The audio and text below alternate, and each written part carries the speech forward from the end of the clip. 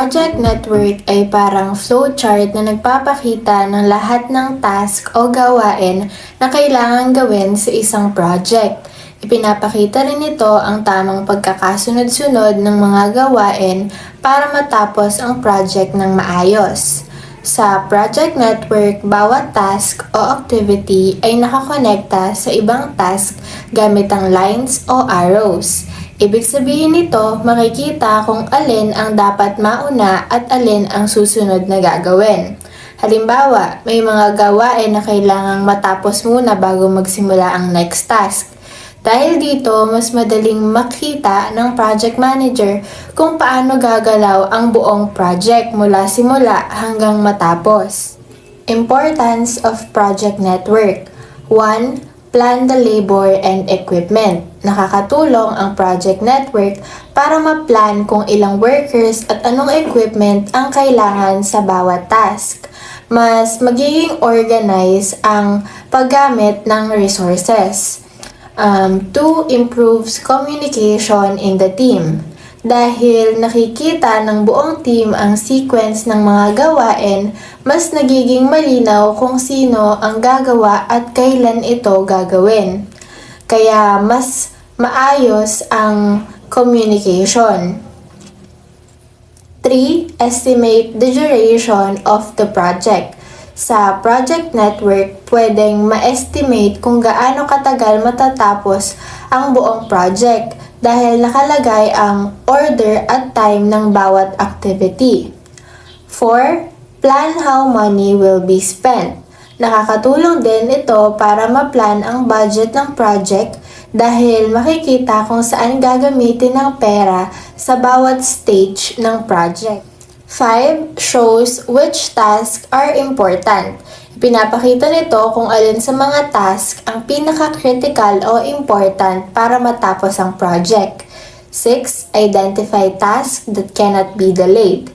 Natutukoy din kung alin ang mga gawain na hindi pwedeng ma-delay dahil kapag naantala ang mga ito, maaapektuhan ang buong project schedule. 7. Help the manager stay on track. Sa tulong ng project network, mas madaling ma-monitor ng manager ang progress ng project at masisigurong nasa tamang schedule pa rin yung mga gawain. Work Breakdown Structure or WBS. Ito ay isang paraan ng pag-organize ng project kung saan hinahati-hati ang malalaking trabaho sa mas maliliit at mas manageable na task. Ginagawa ito para mas madaling maintindihan, ma-plan at ma-manage ang bawat bahagi ng project. Sa example sa slide, ang main project ay circuit board. Para maging mas organized ang paggawa nito, hinati ito sa iba't ibang bahagi tulad ng design, production, testing at software. Sa design, dito ginagawa yung plano o layout ng circuit board. Sa production naman, ito yung stage kung saan ginagawa or binubuo ng actual yung circuit board. Sa testing, dito chinecheck kung gumagana ng maayos ang circuit board at kung may errors. And lastly, yung software, kung may kailangan ng programming sa system, dito naman ginagawa yung software part. Sa madaling salita, ang WBS ay tumutulong para ma-breakdown ng isang malaking project sa mas maliliit na task para mas madaling i-manage, i-assign sa team members at masigurong maayos ang progress ng project. Ang work packages to network naman ay proseso kung saan kinukuha ang maliliit na task o work packages mula sa Work Breakdown Structure or WBS. Ang mga work packages na ito ay ang pinaka-specific o detailed na gawain na kailangan gawin sa project. Pagkatapos makuha ang mga task na ito, inaayos sila ayon sa tamang pagkakasunod-sunod. Ibig sabihin, tinutukoy kung alin ang mauuna, alin ang susunod, at alin yung magkakaugnay na activities. Kapag naayos na ang sequence, ginagawa na ito bilang isang project network diagram. Sa diagram na to, makikita kung paano konektado ang bawat task at kung anong activity ang kailangang matapos muna bago magsimula ang susunod. So, sa example natin, yung project ay tungkol sa circuit board. Makikita natin yung organization units na naka-arrange from lowest element to highest element. So, basically, pinapakita ng slide na ito kung paano hinihiwalay ang project into smaller work packages at kung paano sila organized at gagamitin para gumawa ng project network. For this slide, guidelines on how to create WBS codes.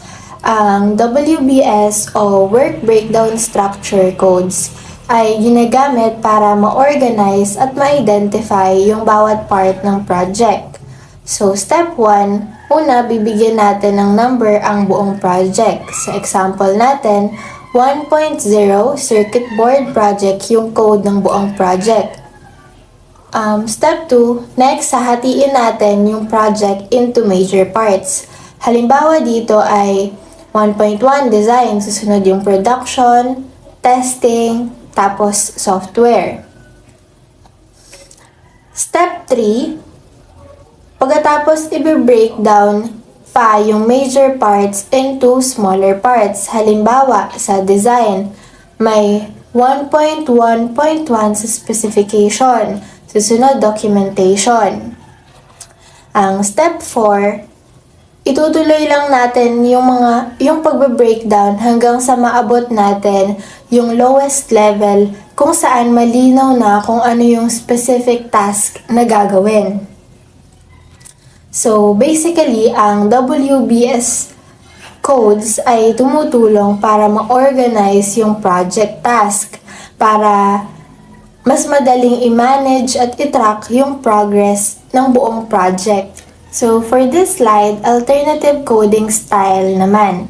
Sa ibang companies, gumagamit sila ng iba't ibang format ng WBS coding para mas madaling ma-identify kung saang department at anong task kabilang ang isang work package. Isang example ng format ay WP department letter group number task number. Ang WP ay ibig sabihin work package. Yung department letter naman ay tumutukoy kung anong department ang responsible sa task. Yung group number ay para sa major part ng project at yung task number ay yung specific activity o trabaho. So, dumako naman tayo sa constructing a project network. So, sa engineering management, mahalaga yung paggawa ng project planning. So, dito kasi mas natutukoy natin kung paano yung nagiging flow ng isang project at mas malalaman din natin kung nasaan ba yung critical point ng isang project.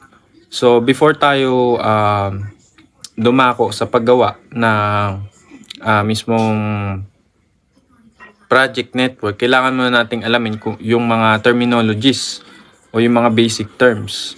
So, unahin natin dyan yung activity. It is an element of the project that requires time. So, ibig sabihin, siya yung actual task na ginagawa natin sa isang project. So, for example, assembling,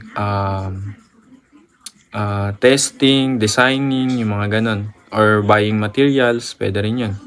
So, bawat activity, may kanya-kanya siyang time duration. Okay, so pangalawa, yung merge activity.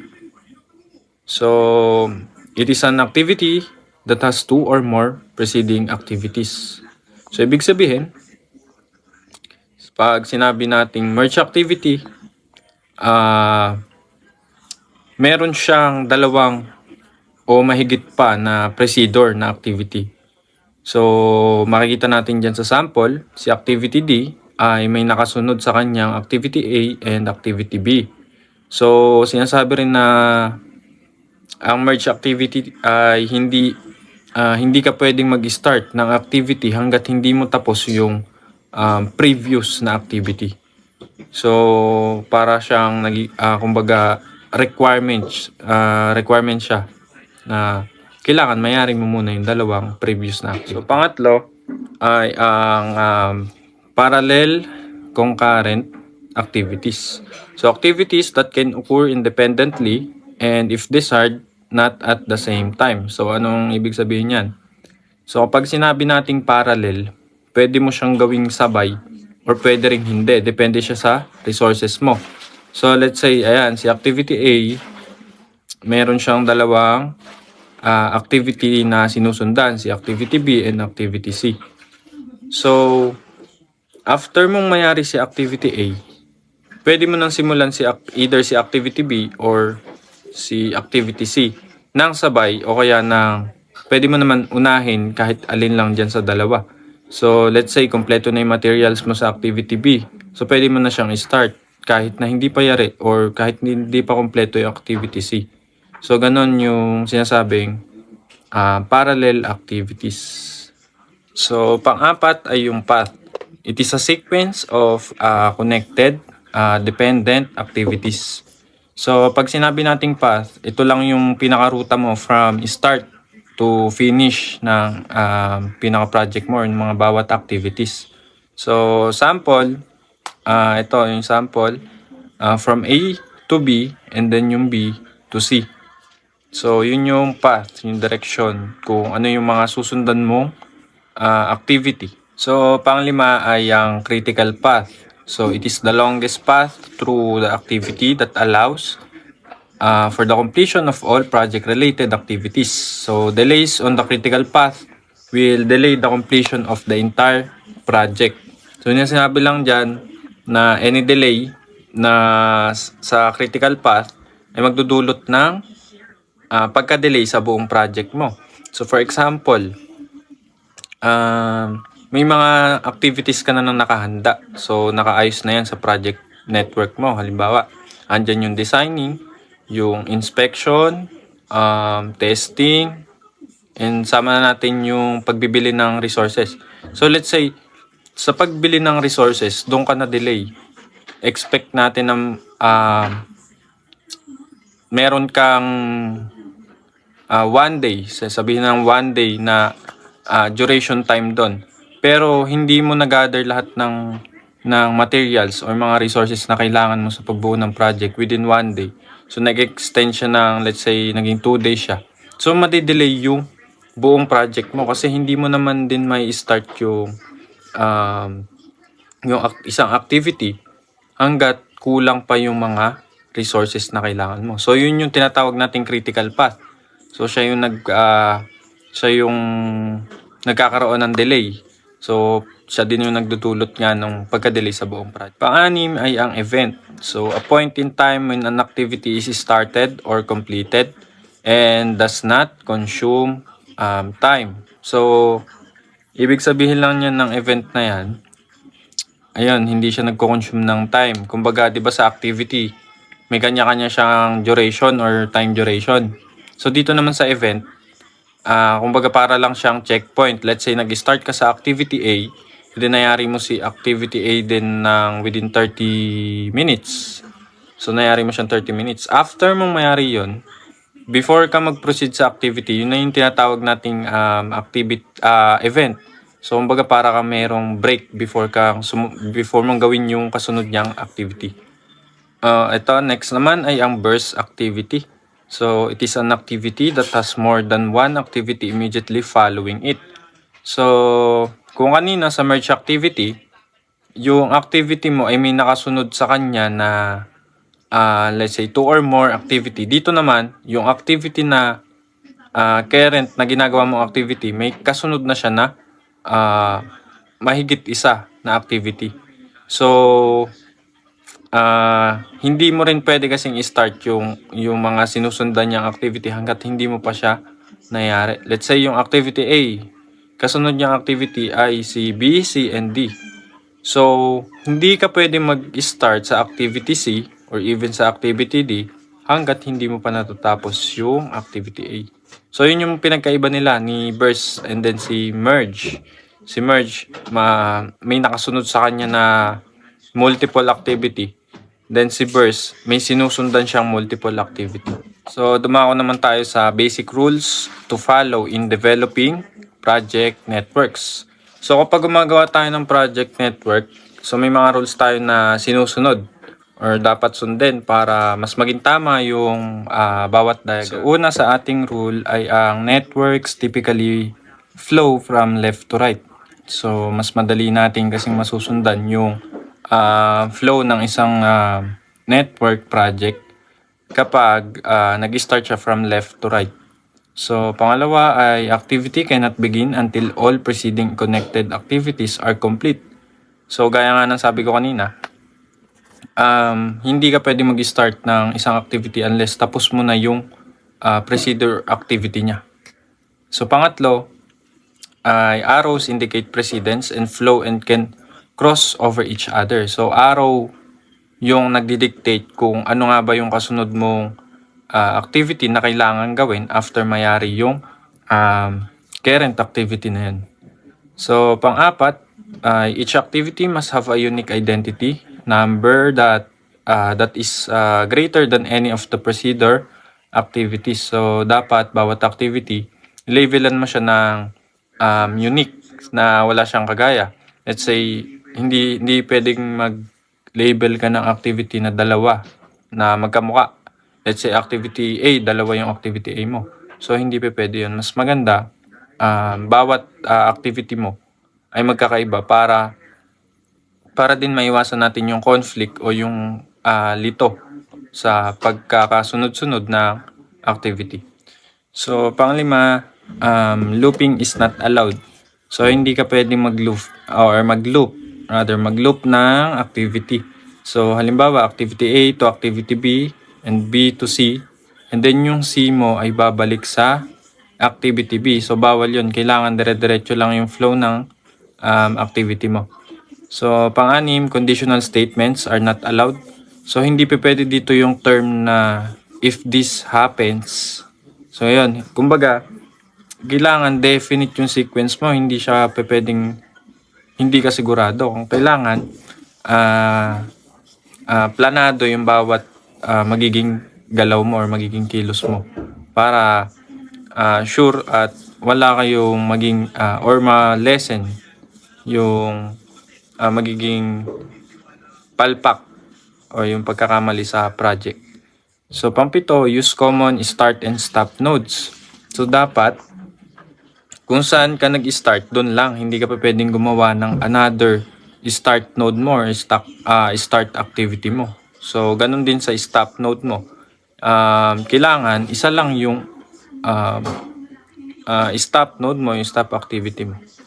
So, yun yung mga basic rules na kailangan nating sundin para maiwasan natin yung conflict at mas mapaganda natin yung paggagawa ng isang project. So, ngayon, pumunta tayo sa activity on node naman o yung AON na tinatawag. So it shows project activities inside boxes or nodes na tinatawag and connect them with arrows to show the order of tasks. So kumbaga sa circuit, yung node siya yung kumbaga siya yung magiging reference mo kung ano yung mga pumasok na arrow and then yung lumabas na arrow ng current. So, ganun din dito sa activity on node. So, dito naman, yung box, siya yung pinaka-node. And then, may mga naka-indicate doon na activity.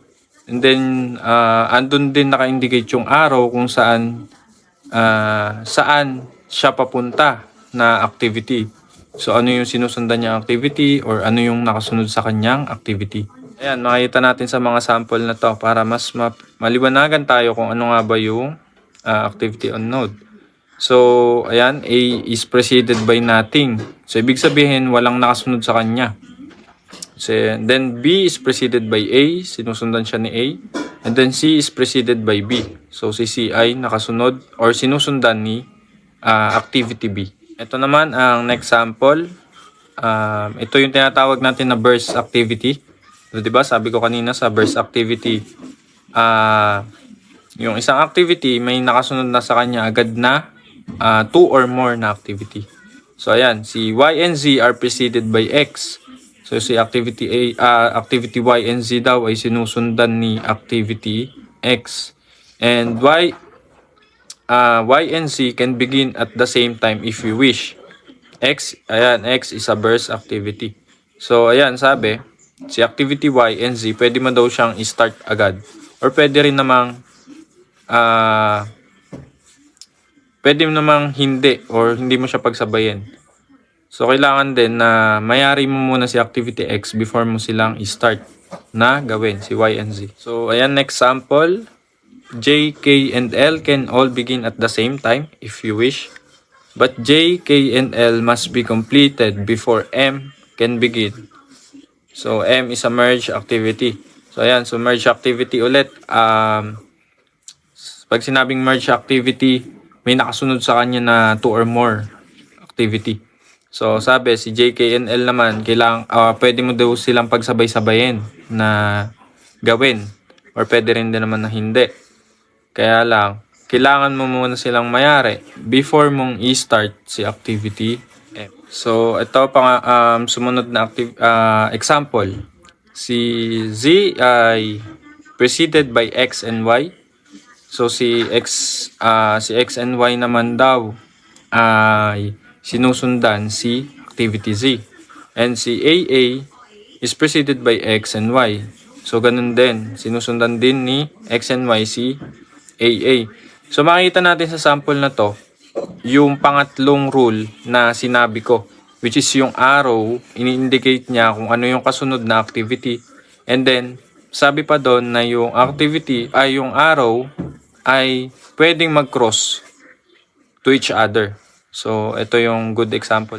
So, ito naman yung table ng activity on node fundamental. So, andyan naka-column si activity.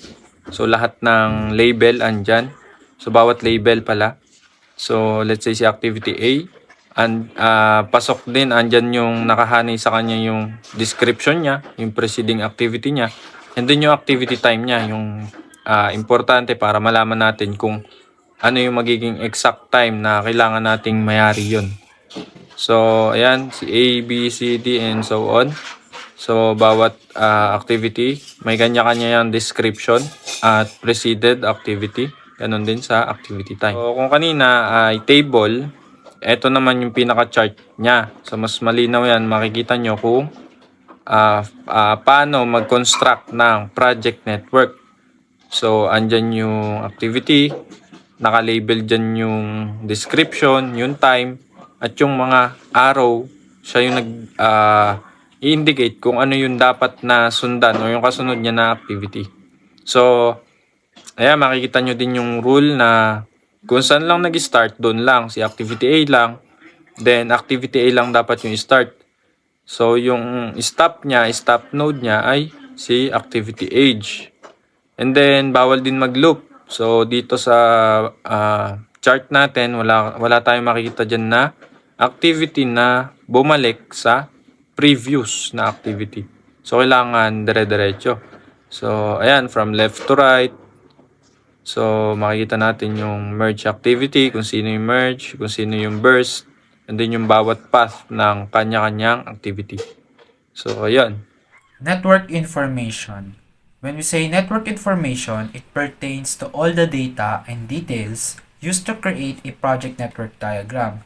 Ginagamit ang network information para planuhin at i-arrange ng pagkakasunod-sunod ang mga project activities. Details about task, order, duration, and relationship. Network computation process.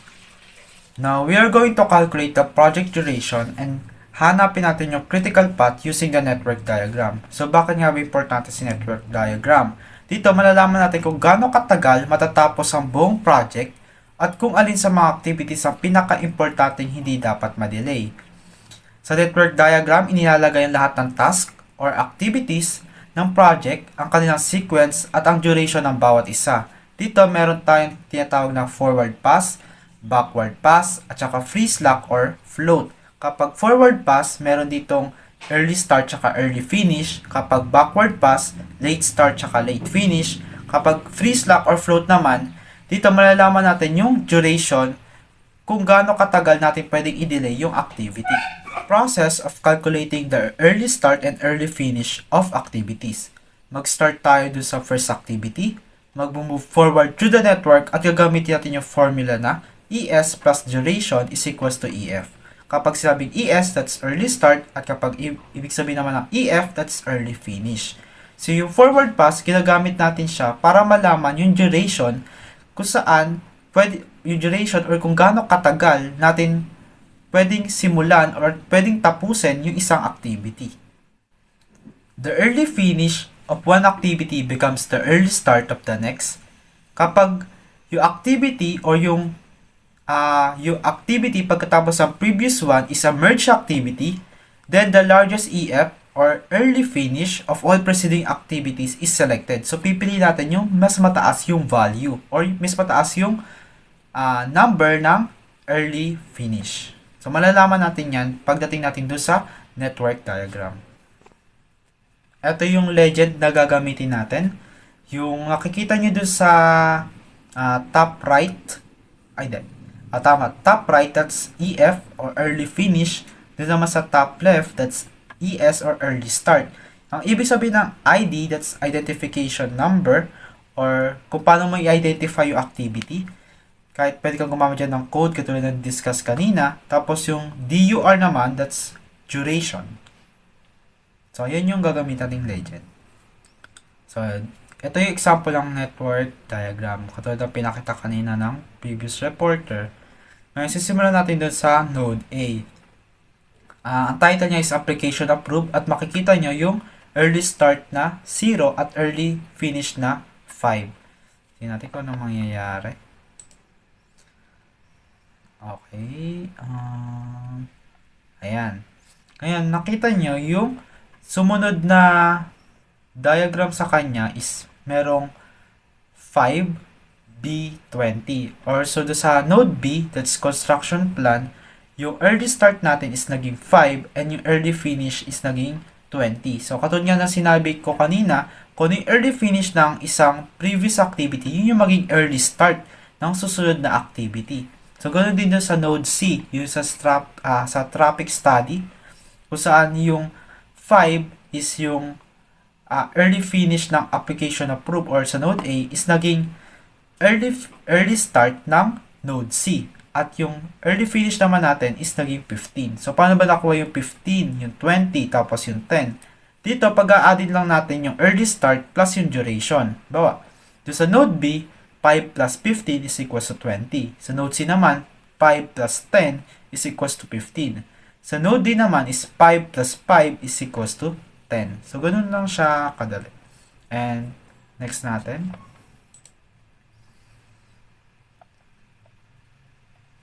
So, ayan. Pagkatapos natin alamin yung early start tsaka early finish ng mga block, mga node B, node C, tsaka node D, ilalagay muna natin yan sa arrow. Siyempre, meron na tayong mga merge activity dito. Katulad ni node E, merge activity yan. Si node F, merge activity yan. Pati, ayan lang, dalawa lang pala. So, lalagay muna natin yung arrow. 20, kung ano yung naging early finish natin doon ha. So, sa node B, papunta doon sa node E, meron siyang early finish na 20. Lalagay natin doon sa dulo ng arrow. Tapos, ganoon din naman sa node C, papunta doon sa node E.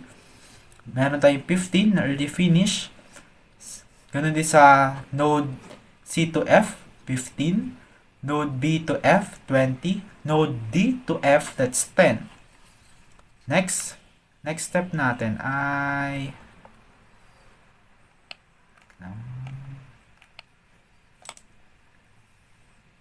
okay, ayan.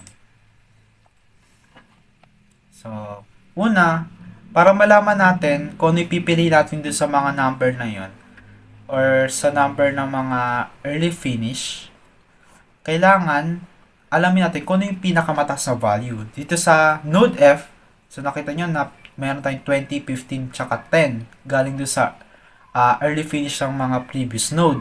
So, pipili natin doon kung ano yung pinakamataas na value. Dito, ang pinakamataas na value is 20. So, yun yung magiging early start natin. Tapos, add ulit 20 plus 10 is equals to 30. Sa node E naman, ganun din. So, meron tayong early finish from the previous activity. That's 20 tsaka 15. Ngayon, pipili natin doon yung 20 kasi yun yung pinakamataas na number or value. Tapos, i-add natin siya 20 doon sa duration. 20 plus 15 is equals to 35. Next.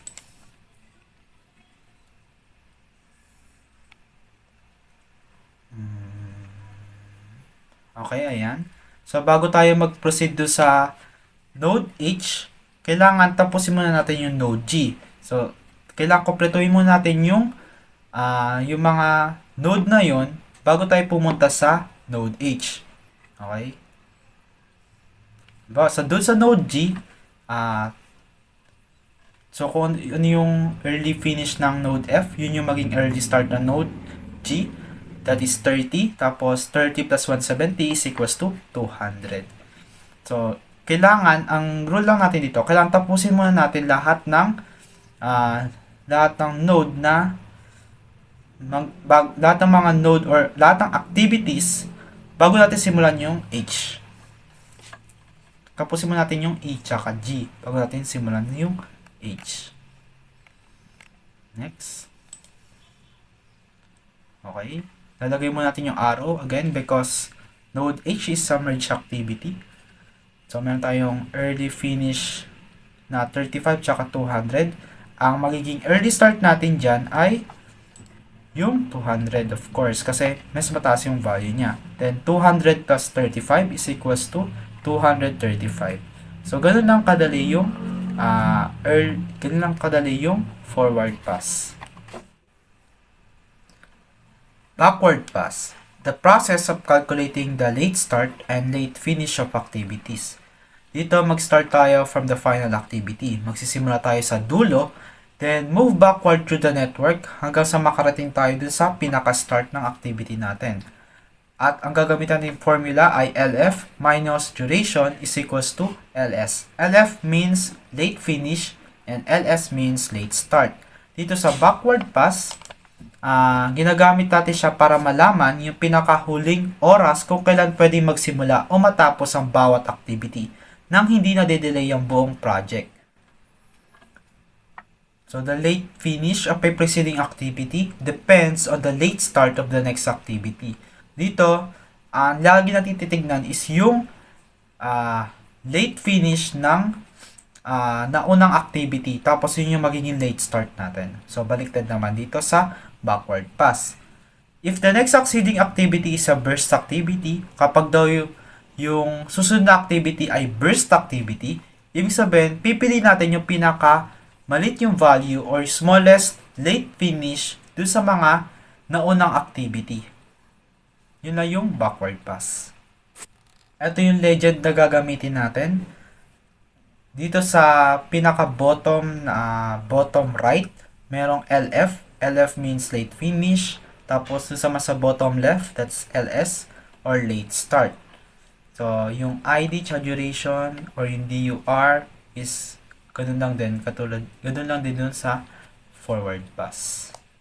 Kanina, nalaman natin yung early start tsaka early finish ng dulong activity which is node H. Ngayon, yung 200 tsaka 235, yun naman yung magiging late start tsaka late finish natin. Then, para malaman natin yung late finish ng susunod na activity, magbabase tayo dun sa late start ng previous activity which is node H. So, 200, yun yung late start niya. Tapos, yung late start na yun yung magiging late finish ng node H, node E tsaka node G which is 200 din. Tapos, 200 minus 15 is equals to 185. 200 minus 170 is equals to 30. Next. So, mapapansin nyo na si node B, node C, ay isang burst activity. So, kaya lalagyan muna natin ng number dun sa pinaka-dulo ng arrow. So, bago tayo pumunta sa node B tsaka sa node C, alamin muna natin yung late start tsaka late finish ng node F. So, sabi dun, ayon dun sa node G, yung late start niya is 30.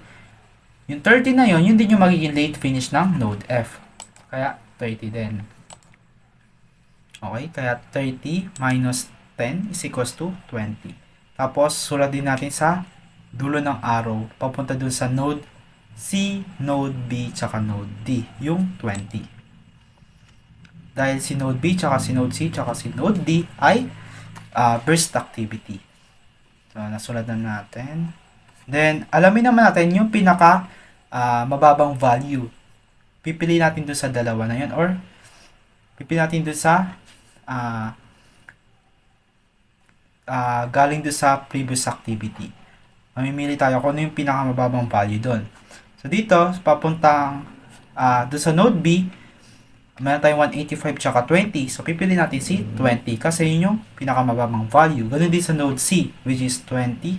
And sa node D ay isa lang naman, so 20 rin yung magiging late finish natin. So, 20 minus 15 dun sa node B ay is equals to 5. Sa node C naman, 20 minus 10 is equals to 10. Sa node D naman is 20 minus 5 is equals to 15. Next, sa node A is a burst activity. Then, sulat muna natin ulit dun sa pinakadulong arrow yung mga late start ng previous activity, which is 5 na galing dun sa node B, 10 naman na galing dun sa node C, at 15 na galing dun sa node D. Tapos, pipili tayo. Pinakamababang value is 5. So, yun yung magiging late finish ng node A. 5 minus 5 is equals to 0. So, ganun lang si backward pass.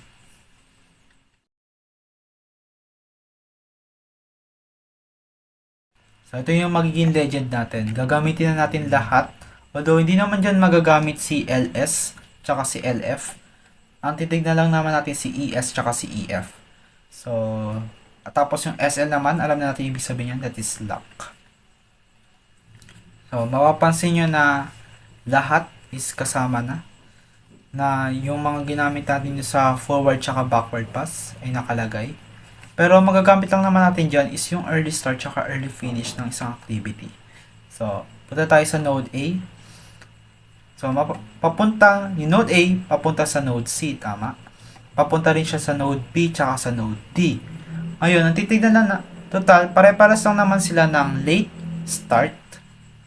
Dahil galing nyo sa forward pass.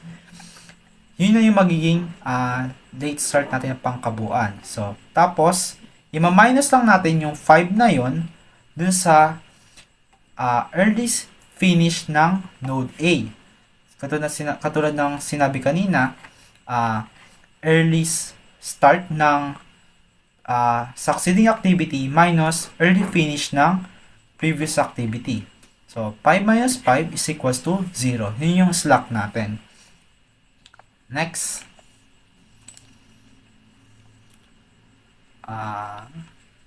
Okay, doon naman sa node B. Mapapansin nyo na papunta siya doon sa node E tsaka sa node F. Titignan lang natin yung early start nila, which is 20. Tapos, ma-minus natin doon sa early finish ng node B mismo, that is 20 din. So, 20 minus 20 is 0. So, ibig sabihin ng 0, hindi natin pwedeng i-delay yung activity na yan. So, kailangan tapusin agad. So, sa node C naman, si node C papunta doon sa node E, tsaka papunta doon sa node F. So, yung early start ng dalawa is 20. Tapos, yung early finish naman ni node C is 15. So, 20 minus 15 is equals to 5.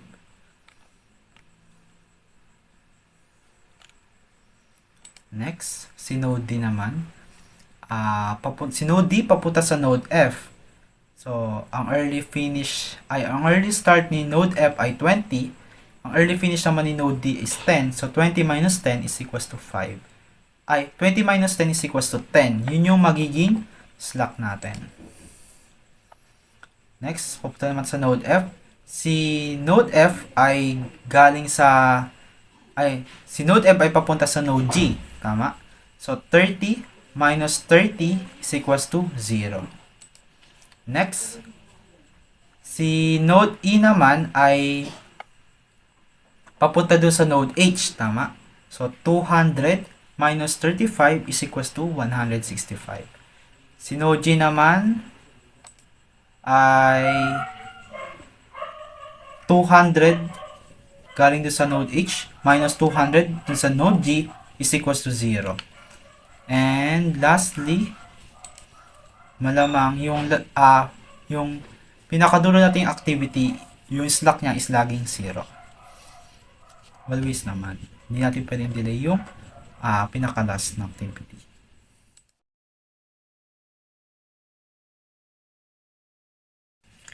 Practical considerations. Number 1, network logic errors.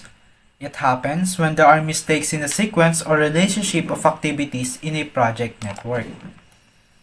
So, ibig sabihin lang nito, kapag nagkakaroon tayo ng mali dun sa pagkakasunod ng mga activities, nagkakaroon ng problema dun sa connection ng task, tulad ng maling dependency o kulang sa link sa pagitan ng mga activities.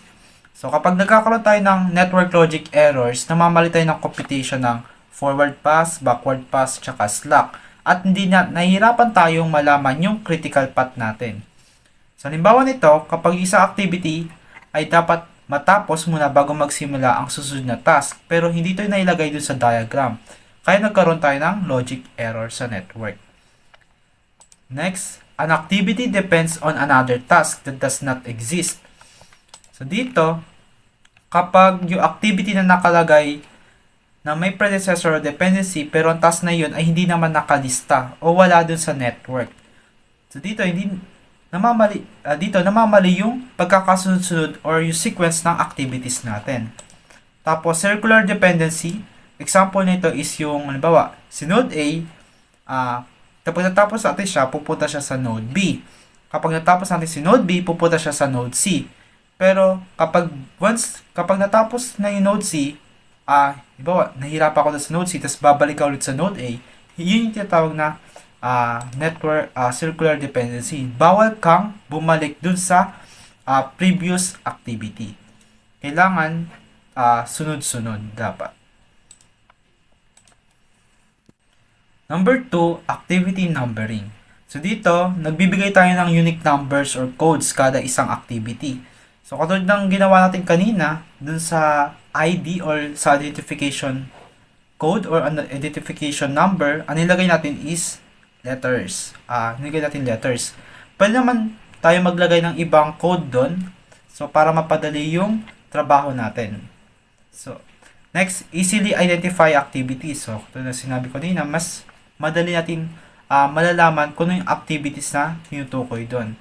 At kung ano yung activities na gagawin natin. And para din maiwasan yung confusion or pagkalito.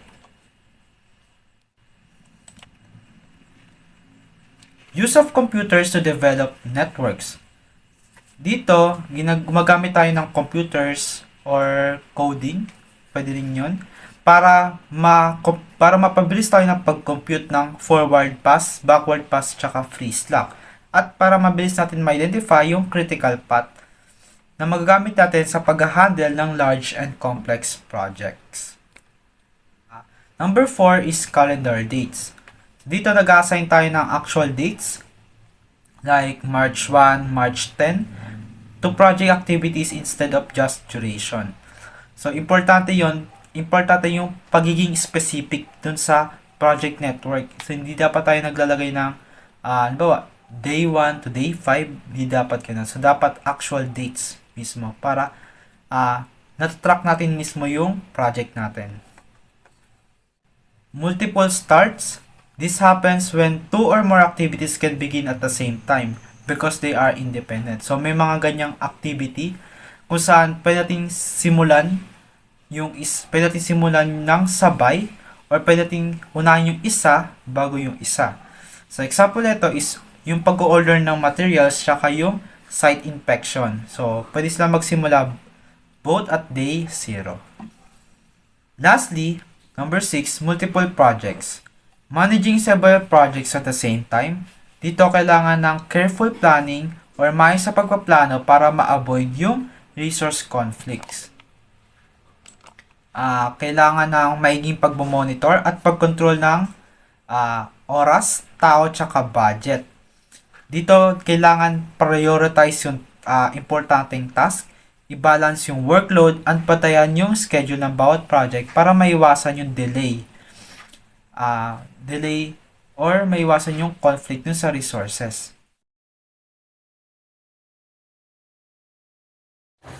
Extended network techniques. Ito naman yung techniques na ginagamit sa project scheduling para mas maging efficient ang flow ng activities sa network diagram. Ang unang technique ay laddering. Ang laddering ay kapag hinahati o binibreakdown ang isang activity into smaller segments. Ginagawa ito para makapagsimula agad ang susunod na activity kahit hindi pa tapos yung buong naunang task. Sa madaling salita, hindi na kailangang hintayin matapos ang buong activity bago magsimula ang next one. Pwedeng magsimula na ang next activity habang ginagawa pa yung ibang part ng naunang task. Ang lag naman ay ang minimum amount of time na kailangang hintayin bago magsimula o matapos ang isang dependent activity. Ibig sabihin, may intentional delay o waiting time bago magsimula yung susunod na task. Halimbawa, may activity na kailangan munang mag-intay ng certain time bago gawin yung next step. Kaya naglalagay tayo ng lag time sa schedule. Para maiwasan naman na masyadong mahaba ang delay, minsan bine-breakdown ang lengthy activities into smaller parts. Sa ganitong paraan, mas maagang makakapagsimula ang successor activities at hindi masyadong maaantala or madedelay yung progress ng project. Dagdag pa about sa lags, ginagamit din ito para i-control o i-constrain ang relationship ng dalawang activities sa project network. Ang lag time ay pwede i-apply sa iba't ibang types ng activity relationships. Tulad ng finish to start, kailangan matapos muna ang unang activity bago magsimula ang susunod. Start to start, pwedeng magsimula ang next activity pagkatapos magsimula ang unang activity, pero may certain lag time. Finish to finish, kailangan matapos ang dalawang activities na may specific timing sa pagtatapos. Start to finish, hindi matatapos ang isang activity hanggat hindi nagsisimula ang isa pang activity. Pwede rin combination ng mga relationships na ito depende sa kailangan ng project schedule.